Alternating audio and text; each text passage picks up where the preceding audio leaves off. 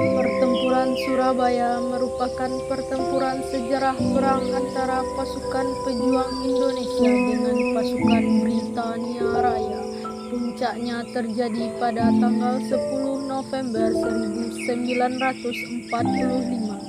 Pertempuran ini adalah perang pertama pasukan Indonesia dengan pasukan sekutu setelah proklamasi kemerdekaan Indonesia, dan satu pertempuran terbesar dan terberat dalam sejarah Revolusi Nasional Indonesia yang menjadi simbol nasional atas perlawanan Indonesia terhadap kolonialisme. Dan dalam sejarah pertempuran ini juga ditetapkan pada tanggal 10 November diperingati sebagai Hari Pahlawan.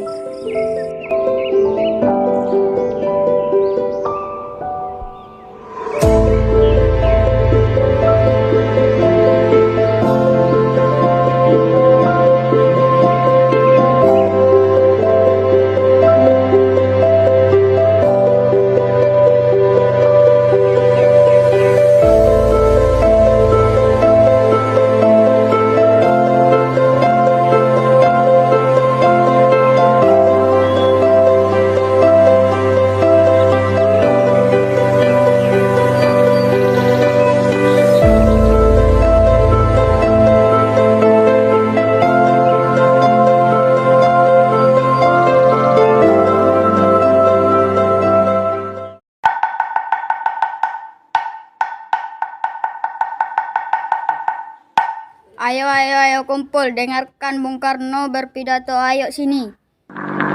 Proklamasi.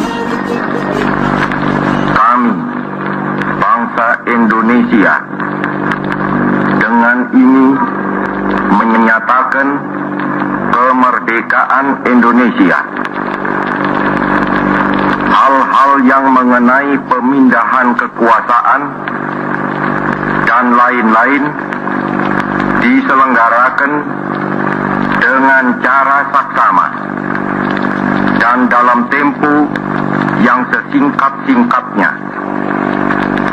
Jakarta, 17 Agustus 1945, atas nama bangsa Indonesia, Soekarno Hatta.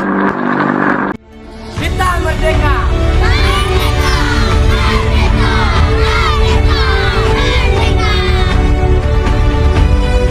Setelah proklamasi kemerdekaan Indonesia dan dikeluarkannya maklumat pemerintahan Soekarno tanggal 31 Agustus 1945 yang menetapkan bahwa mulai 1 September 1945 bendera nasional Sang Merah Putih dikibarkan terus di seluruh wilayah Indonesia. Gerakan pengibaran bendera tersebut makin meluas ke segenap pelosok kota Surabaya.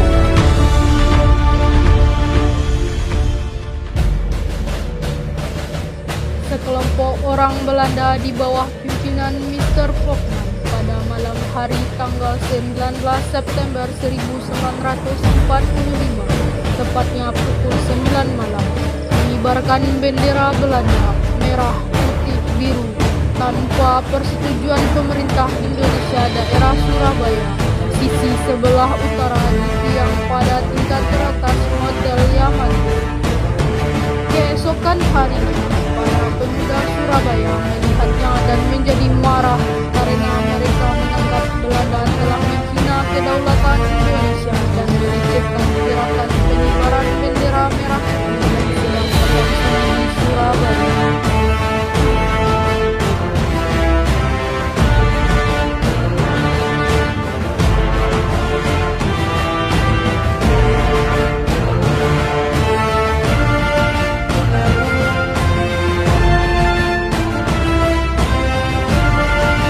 Setelah mengumpulnya masa tersebut, Sudirman merupakan presiden daerah Surabaya, pemerintah Indonesia yang saat itu menjabat sebagai wakil presiden, Teguh Sukogi Saikhan, yang masih diakui pemerintah Nippon Surabaya, datang melewati kerumunan massa lalu masuk ke Hotel Yamato mengawal Sigit dan Haryono.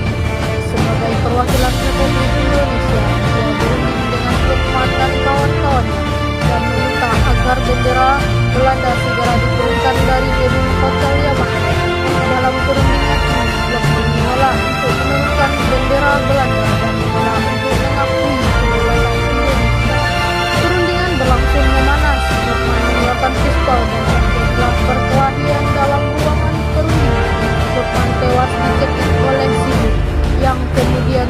tewas oleh tentara Belanda yang berjaga-jaga dan mendengar letusan pistol peluru.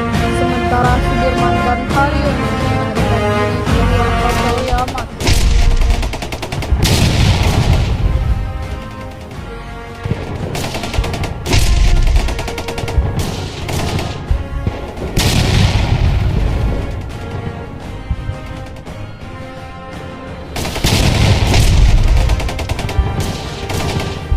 Di luar hotel Yamato, para pemuda yang mengetahui kacaunya perundingan tersebut langsung mendobrak masuk ke hotel Yamato dan terjadilah perkelahian di lobi hotel.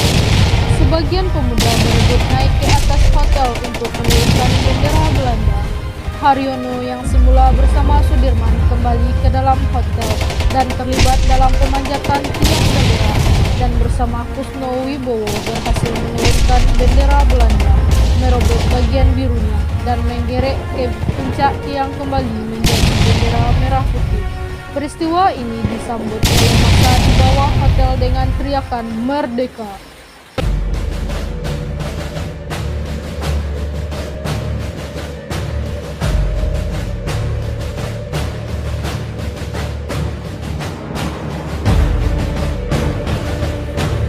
Setelah gencatan senjata antara pihak Indonesia dan pihak tentara Inggris ditandatangani pada tanggal 29 Oktober 1945, keadaan berangsur-angsur mereda. Walaupun begitu, tetap saja terjadi bentrokan-bentrokan bersenjata antara rakyat dan tentara Inggris di Surabaya. Bentrokan-bentrokan bersenjata di Surabaya tersebut memuncak dengan terbunuhnya Brigadir Jenderal Malabi, pimpinan tentara Inggris untuk Jawa Timur. Pada 30 Oktober 1945, sekitar pukul 20.30, mobil truk yang ditumpangi Brigadir Jenderal Malabi berpapasan dengan sekelompok milisi Indonesia ketika akan melewati jembatan Orang. Kematian Malabi ini membuatkan pihak Inggris marah kepada pihak Indonesia.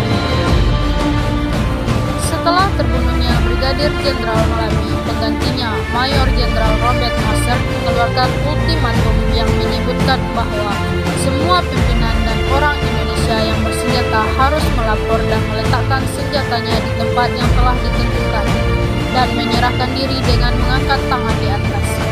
Batas ultimatum adalah jam 6.00 pagi pada tanggal 10 November 1945.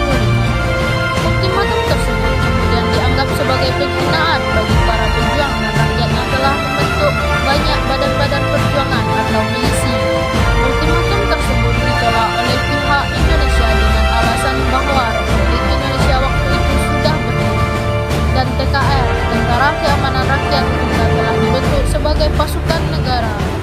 Selain itu, banyak organisasi perjuangan bersenjata yang telah dibentuk masyarakat, termasuk di kalangan pemuda, mahasiswa, dan pelajar, yang menentang masuknya kembali pemerintahan Belanda yang mempunyai kehadiran tentara Inggris di Indonesia.